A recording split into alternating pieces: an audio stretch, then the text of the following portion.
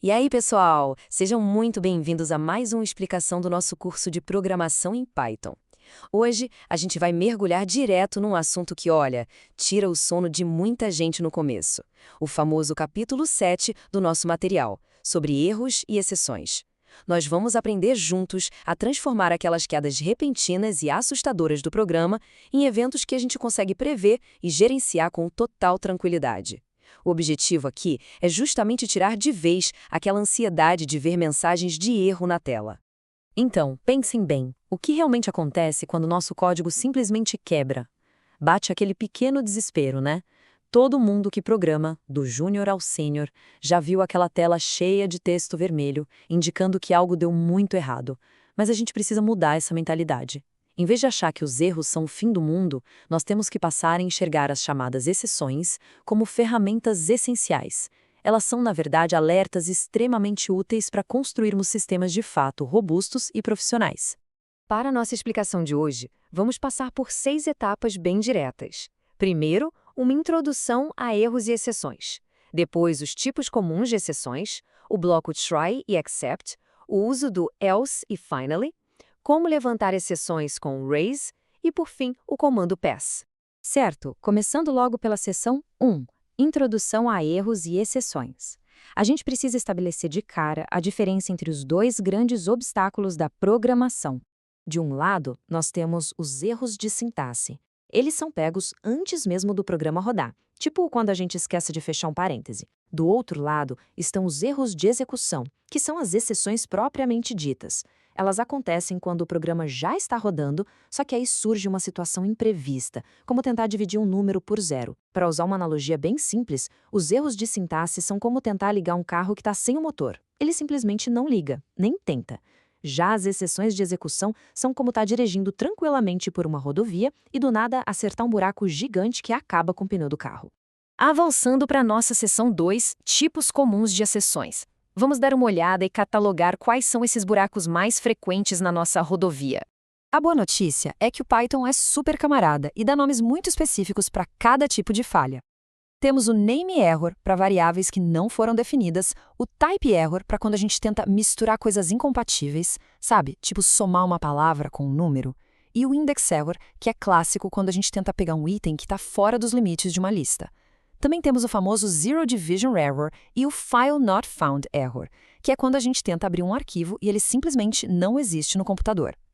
Ter nomes específicos assim é sensacional, porque a gente bate o olho na mensagem e já sabe imediatamente contra qual inimigo estamos lutando para arrumar a casa. E agora, na seção 3, o bloco Try and Except. Com as ameaças devidamente identificadas, chegou a hora de construir a nossa rede de segurança. Imaginem que o nosso código é um espetáculo de circo. O bloco try é o nosso trapezista tentando fazer um truque altamente perigoso, como fazer uma divisão baseada no que um usuário digita. Já o bloco except é a rede de proteção que fica armada lá embaixo. Se o usuário digitar um zero, por exemplo, o programa não vai mais explodir e fechar na cara do cliente. O trapezista cai, mas a rede do Except Zero Division Error segura ele com segurança, impedindo o desastre e acionando uma mensagem amigável e controlada na tela. Mas vejam que interessante, a gente não precisa ter só uma rede. Nós podemos armar várias redes diferentes, uma para cada tipo de queda. Se a pessoa digitar um texto em vez de um número, a gente cai na rede do value error. Se tentar buscar um índice que não existe, a rede do index error entra em cena. E para finalizar, a gente ainda pode colocar um exception genérico no final para garantir que qualquer anomalia totalmente imprevista também seja capturada. Isso garante que o programa seja inteligente e responda de forma única para cada tipo de escorredão. Na seção 4, vamos falar sobre usando else e finally. Vamos expandir nossa estrutura e ter controle de fluxo total sobre o resultado do TROIC, seja ele um sucesso ou uma falha. Isso aqui ilustra perfeitamente a ordem cronológica em que o interpretador do Python lê essas estruturas. Primeiro, ele tenta rodar o que está no try. Se houver erro, o fluxo corre direto para o except. Mas e se der tudo certo, sem nenhum erro? Aí entramos no else. E independentemente de qualquer coisa que tenha acontecido antes, a gente sempre vai executar o que tiver no finally. Colocando tudo junto, percebam que o bloco else funciona como aquela rodada de aplausos da plateia. É o código que só deve rodar se o truque do trapezista foi um sucesso absoluto. Enquanto isso, o bloco finally representa a tarefa de desmontar a rede e limpar o circo. É um passo obrigatório. É ali que a gente fecha a conexão com o banco de dados para evitar vazamentos de memória ou corrupção de arquivos, por exemplo. O truque deu certo? O Finally limpa. O truque falhou feio? O Finally limpa do mesmo jeito. O sistema se mantém saudável e seguro.